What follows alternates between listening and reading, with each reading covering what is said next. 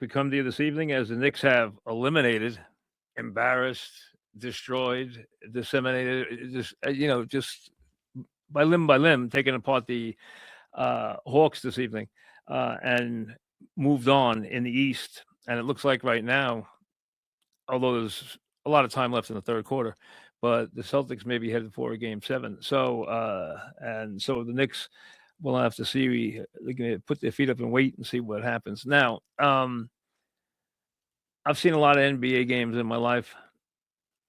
I did a lot of NBA games. I was at the Memorial Day Massacre, Celtics and Lakers in the finals, when the Celtics ran the Lakers right out of the building, and then we hung around until Thursday night when everyone has written off Kareem, and then he came back with a huge game and tied the series at one apiece. I remember the Portland games against the Sixers in the finals that were one-sided, but nothing in a playoff game like I've ever seen tonight. I have never seen a surge like that in the first half of an NBA playoff game in my entire life. I mean, this game bordered. It was 72-22 with 4:39 left in the first half. 72-22. So obviously, the second half was meaningless. What do you take from this game? Listen, the Knicks turned the corner in this series, took over the series, did it in a dominant fashion, did it with their defense. OG has never played better. I think this is the best basketball he's ever played in his life in this series. Towns played well. And tonight they even got a rebirth from Bridges, who had 16 points at the half. And I think he's going to wind up somewhere in the 20s. This was Atlanta had 14 first half turnovers. The Knicks were shooting in the high 60s.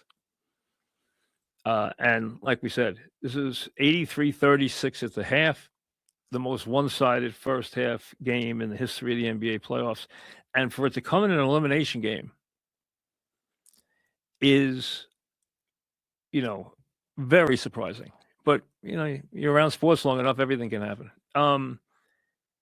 Here's the thing. There's no question that when you look at the problems that the remaining teams are having in the East, the Knicks can get to the final. I mean, and if you want to tell me that you think they should get to the final, I don't think that's crazy. Cleveland has issues. Detroit has big issues and needs a second scorer in the worst way. Celtics dealing with Embiid. And if Embiid's going to play, it's a whole different deal. You know that. With their guards and Embiid, they're tough. And, that game's not over yet because, the Celtics can get hot. They can get hot from three. They can get crazy hot from three. So that game is still early in the third quarter, although the Celtics have dug themselves a pretty good hole. I thought it was meaningful the way they played. I thought it was meaningful how they have tried to meld Towns and Brunson, start to think about combinations. What he can do with Cat, what he can do with Brunson, what he can do with Cat with Robinson. And these things are going to be so important going forward, no matter who they face the rest of the way. Now, as far as analyzing a game like tonight, what can you possibly say? I mean, the game was 9-9. It was 15-11. Then it was 21-11. And then before you knew anything, it was 40-15. Then it was, 55-19. Then it was 58-19, 60-19, 69-22, 72-22. And I was tweeting a friend and I said, if I was Atlanta, I'd start a fight. And about a minute later, they started a fight. I was half joking, but I really wasn't, because I was going to say, what if you're on the Atlanta bench, what else could you possibly do except turn the game into chaos. You're not going to win it anyway.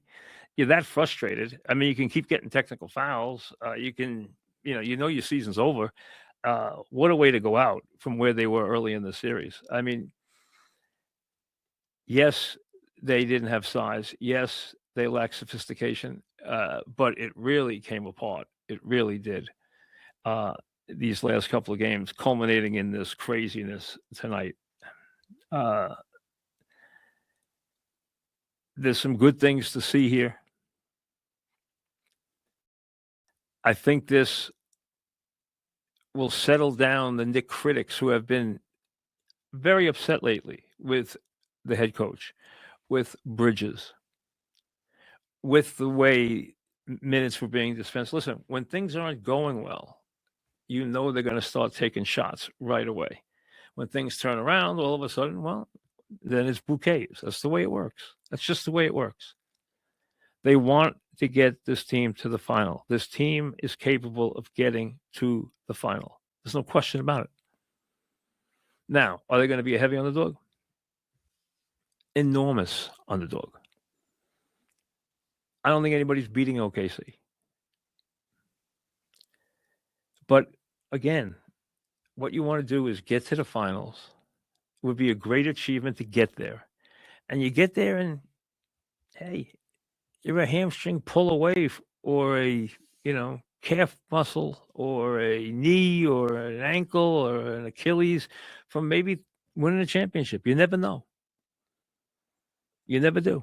So that's why you take your shot and try and win a couple of games and see. And hey, crazier things have happened. You can't win it if you're not there. And the idea is to get there. And they now have a legitimate chance without any question to get there.